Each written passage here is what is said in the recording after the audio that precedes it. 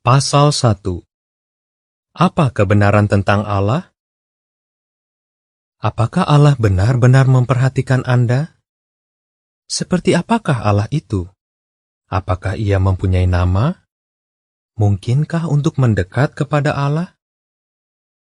Paragraf 1 dan 2. Pertanyaan. Mengapa seringkali kita perlu bertanya? Pernahkah Anda memperhatikan bahwa anak-anak banyak bertanya? Anak-anak mulai bertanya segera setelah mereka dapat berbicara. Dengan mata yang terbuka lebar dan penuh rasa ingin tahu, mereka menatap Anda dan menanyakan hal-hal seperti, mengapa langit itu biru? Bintang dibuat dari apa? Siapa yang mengajar burung bernyanyi? Anda mungkin berupaya menjawab sebisa-bisanya. Tetapi itu tidak selalu mudah. Jawaban yang paling baik pun malah menimbulkan pertanyaan lain lagi. Kenapa? Bukan hanya anak-anak yang suka bertanya. Seraya bertumbuh dewasa, kita pun terus bertanya. Misalnya untuk mengetahui arah jalan, bahaya yang harus dihindari, atau untuk memuaskan rasa ingin tahu kita. Tetapi, banyak orang tampaknya tidak mau bertanya lagi. Terutama mengenai hal-hal yang paling penting. Malahan, mereka sudah tidak mau tahu lagi jawabannya.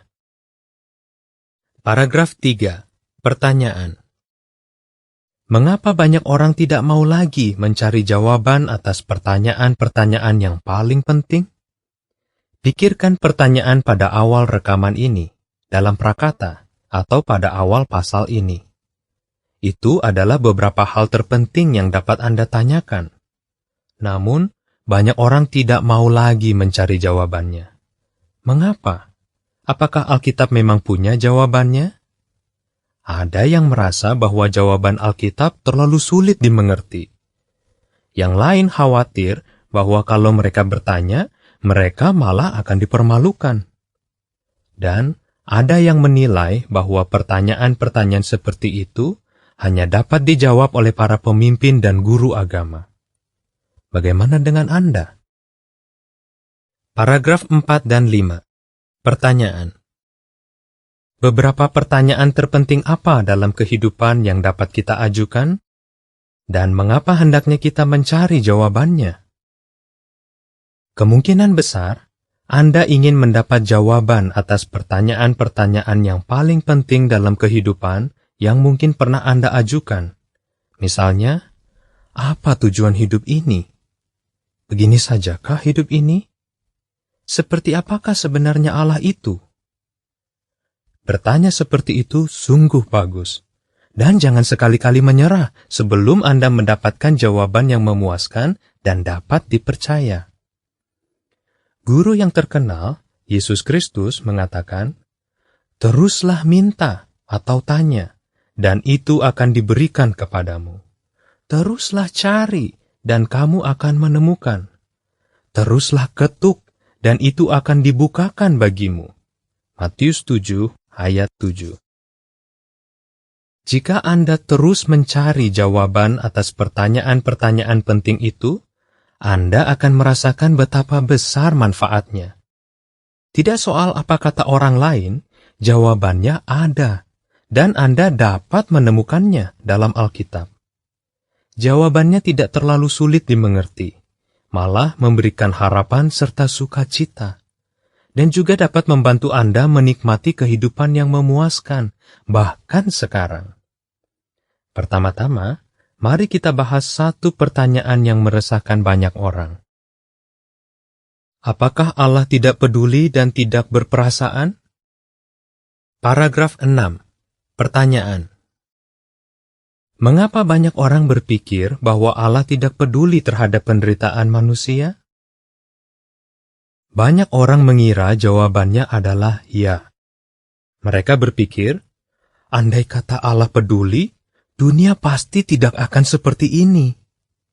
Di mana-mana kita melihat perang, kebencian, dan kesengsaraan. Selain itu, kita sendiri bisa jatuh sakit, menderita, berduka karena orang yang kita cintai meninggal. Karena itu, banyak orang mengatakan, andai kata Allah memperhatikan diri kita dan problem kita, tidakkah Ia akan mencegah hal-hal itu? Paragraf 7. Pertanyaan A. Bagaimana para guru agama membuat banyak orang berpikir bahwa Allah tidak berperasaan? Pertanyaan B. Apa yang sebenarnya Alkitab ajarkan tentang cobaan yang mungkin kita alami? Lebih buruk lagi, para guru agama kadang-kadang membuat orang berpikir bahwa Allah tidak berperasaan. Bagaimana mungkin? Apabila ada musibah, mereka mengatakan bahwa itu adalah kehendak Allah. Sebenarnya, guru-guru itu menyalahkan Allah atas hal-hal buruk yang terjadi. Apa betul Allah seperti itu? Apa yang sebenarnya Alkitab ajarkan? Yakobus 1 ayat 13 menjawab, apabila mengalami cobaan, janganlah seorang pun mengatakan, aku sedang dicobai Allah. Karena sehubungan dengan hal-hal yang jahat, Allah tidak dapat dicobai, dan Dia juga tidak mencobai siapapun. Jadi, Allah sama sekali bukan sumber kefasikan yang Anda lihat di mana-mana. Memang, Ia membiarkan hal-hal buruk terjadi. Tetapi, membiarkan sesuatu terjadi sangat berbeda dengan menyebabkan hal itu terjadi. Paragraf 8 dan 9. Pertanyaan A. Berikan perumpamaan yang menggambarkan perbedaan antara membiarkan dan menyebabkan timbulnya kefasikan. Pertanyaan B. Mengapa kita tidak patut mengkritik keputusan Allah untuk membiarkan manusia menempuh jalan hidup yang sesat? Misalnya, ada seorang ayah yang bijaksana dan penyayang. Ia mempunyai putra yang sudah dewasa yang masih tinggal bersamanya. Ketika putra itu melawan orang tuanya dan memutuskan untuk pergi dari rumah, sang ayah tidak menghalanginya. Kemudian, putra itu menempuh kehidupan yang bejat dan mengalami kesusahan. Apakah sang ayah yang menyebabkan kesusahan putranya? Tidak. Demikian pula, Allah tidak menghalangi manusia sewaktu mereka memilih jalan hidup yang sesat. Meskipun begitu, Dia bukan penyebab problem-problem yang timbul. Jadi, tentu saja tidak patut untuk menyalahkan Allah atas semua kesusahan umat manusia. Allah mempunyai alasan yang kuat untuk membiarkan manusia menempuh kehidupan yang sesat. Sebagai pencipta kita yang bijaksana dan berkuasa, Ia tidak perlu menjelaskan alasannya kepada kita. Tetapi karena kasih, Allah memberikan penjelasannya. Anda akan mengetahui lebih banyak tentang hal itu di pasal 11. Tetapi, yakinlah bahwa Allah tidak bertanggung jawab atas problem-problem yang kita hadapi. Sebaliknya, Ia memberi kita harapan terbaik bahwa problem-problem itu akan diselesaikan. Paragraf 10. Pertanyaan. Mengapa kita dapat percaya bahwa Allah akan memperbaiki semua dampak kefasikan? Selanjutnya, Allah itu kudus.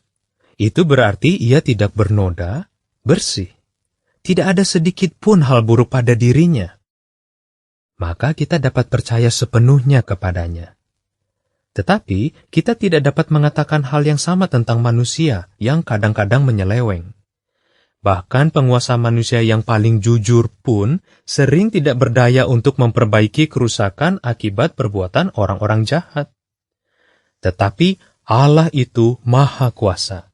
Ia dapat dan akan memperbaiki semua hal buruk yang diderita manusia akibat kejahatan mereka. Pada waktu Allah bertindak, kejahatan akan lenyap untuk selama-lamanya.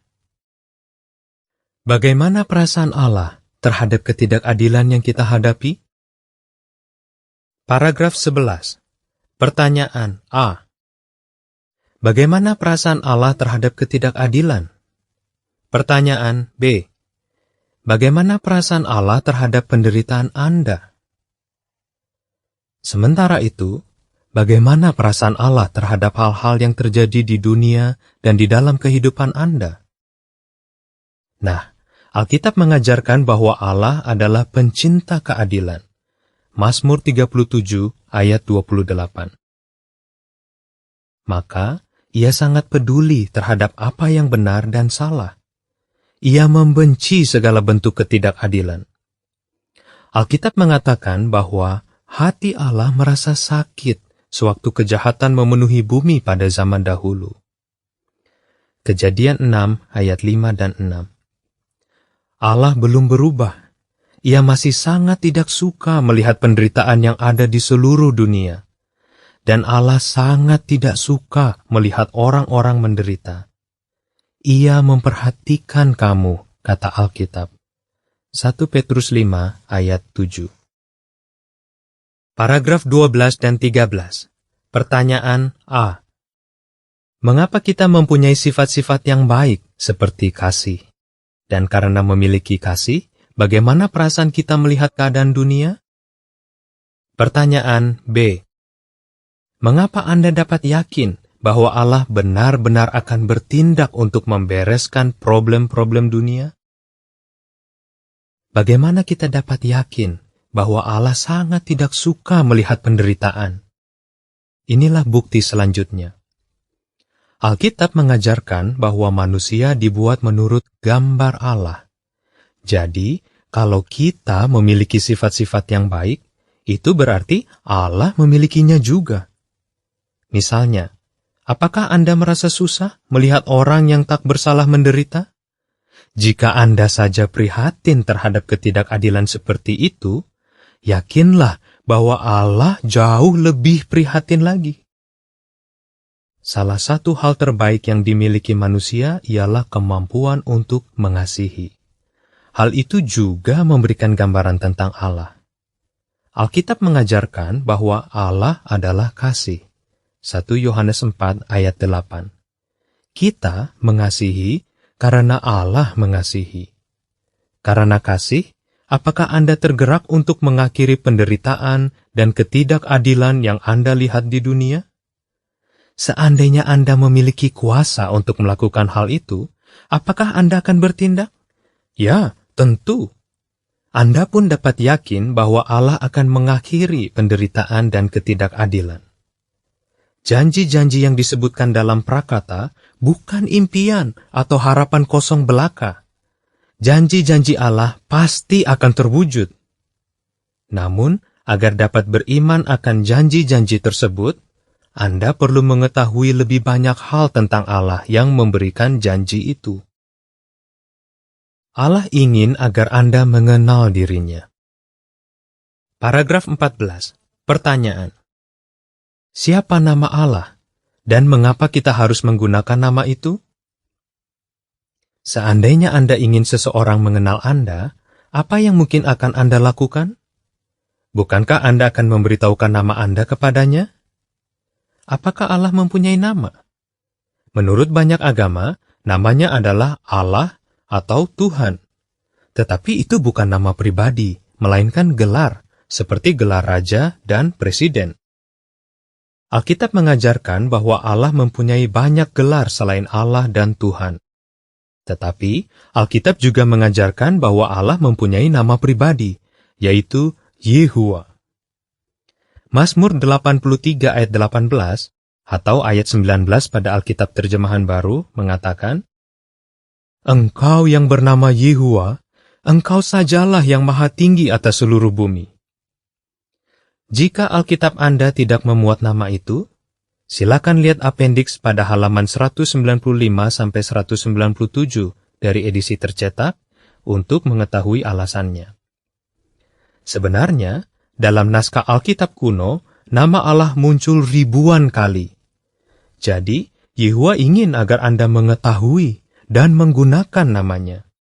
Dapat dikatakan, ia menggunakan Alkitab untuk memperkenalkan dirinya kepada Anda. Paragraf 15. Pertanyaan. Nama Yehuwa menunjukkan apa tentang dirinya? Allah memberi dirinya sebuah nama yang penuh makna. Namanya Yehuwa menunjukkan bahwa Allah dapat memenuhi janji apapun yang ia buat dan dapat melaksanakan apapun yang telah ia tetapkan. Catatan kaki mengatakan, Apendiks pada halaman 195-197 dari edisi tercetak memuat lebih banyak keterangan tentang arti dan pengucapan nama Allah. Akhir catatan kaki. Nama Allah itu unik, lain dari yang lain. Hanya Dialah yang memiliki nama itu. Yehuwa unik dalam banyak hal. Apa saja contohnya? Paragraf 16 dan 17. Pertanyaan. Apa yang dapat kita ketahui tentang Yehuwa dari gelar-gelar seperti A. Yang Maha Kuasa, B. Raja Kekekalan, dan C. Pencipta? Dalam Mazmur 83 ayat 18, kita membaca tentang Yehuwa. Engkau sajalah yang maha tinggi. Demikian pula, hanya Yehuwa yang disebut yang Maha Kuasa. Penyingkapan atau Wahyu 15 ayat 3 mengatakan, besar dan menakjubkan semua perbuatanmu, Allah Yehuwa yang Maha Kuasa.